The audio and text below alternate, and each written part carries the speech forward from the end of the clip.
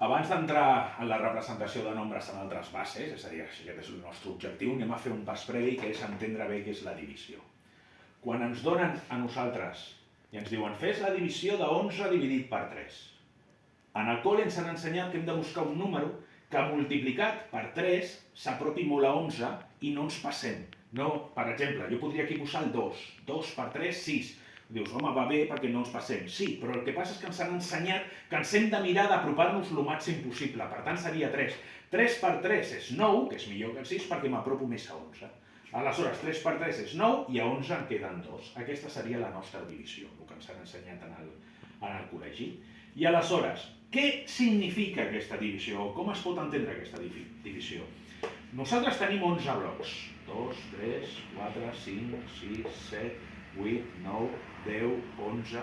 I el que ens diu és feu grups de 3. És a dir, una divisió es diu feu grups de 3, tindria un grup, un altre grup, hem fet grups de 3 i veiem que apareixen 3 grups.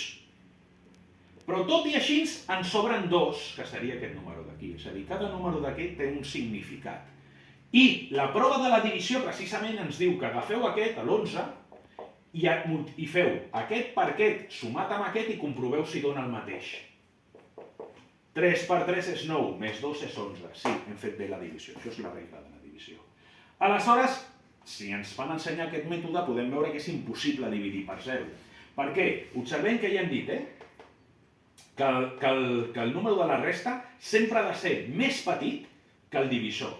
Aleshores, què passaria si jo vull fer 11 dividit per 0?